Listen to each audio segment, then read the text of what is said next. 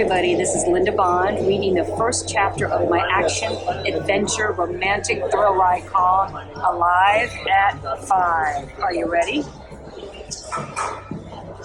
Let's see. Chapter 1, Central Florida. Zach Hunter's heart hammered against his ribs in a flurry of painful jabs. Closing his eyes, he forced out his growing anxiety in a wild battle cry and leaped the plane's open door. No turning back. The mission begins now. The usual blaster mayor slapped his face in rhythmic ways, but the familiarity did not comfort him. Plummeting 120 miles per hour toward the Central Florida drop zone, he forced his eyes open. Arms spread wide, belly to the ground, his exposed skin stung, as if 1,000 tiny millipedes ran up and down his flesh. But it wasn't that sensation making his stomach churn. Don't think, just do. He couldn't screw up again. For one crazy second, he thought about not opening his parachute. He'd hit the ground so hard, he'd be gone before he even felt it.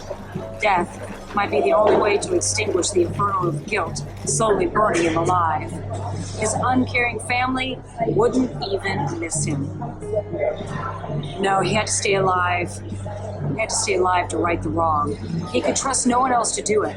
3 men had died in the last 3 years on these expensive, high-risk vacations, including his uncle, a man he loved like a father.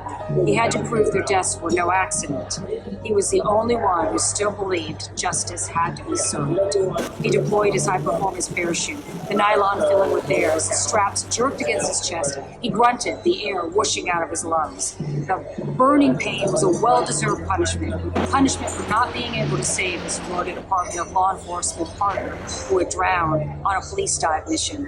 Punishment for being so preoccupied with the personal guilt over that failure, he'd let his uncle go on a dangerous adventure vacation without him.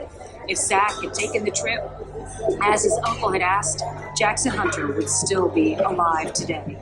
All Zach had to do now was keep control of the damn parachute and his fluctuating emotions, and he'd fit right in among the adrenaline junkies kicking off their 2-week adventure vacation today. No one would suspect his secret motive for being on this crazy, organized thrill ride. Find out what happened to Jackson, the uncle who had saved him from his abusive father. Against the pull of the atmosphere, Zach glanced down. The altimeter on his wrist read 600 feet. Pulling the front risers of the parachute, he dropped into the spiraling dive. His heart beat faster as the shallow pond in the Cerritos landing zone rose up and closed in on him. Another rush of testosterone fueled him. Instinctively, he swooped into an L-shaped turn that took him so close to the pond, his toes skimmed the calm surface. And as he skidded across the top of the liquid blanket, the water splashed up in fluid bullets.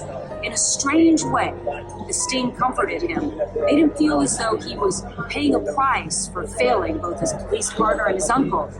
But he wouldn't fail again. He lifted his gaze from the water. It took half a second to register. A woman standing at the end of the pond. What the? He only had time to make out long legs, a black skirt, a slender frame, and long, dark brown hair. Was that a video camera? She was pointing at him. Oh, hell no. His heart stopped within his chest. The woman wasn't moving out of his way. He yanked harder on the canopy brakes, trying to stop his momentum as he skated across the top of the lake. His mouth went dry. This was gonna suck for both of them. As his feet hit dirt, he cut diagonally to avoid an accident. Too late. Flipping head over heels, he cartwheeled right toward the woman. That's the first chapter of Alive at 5.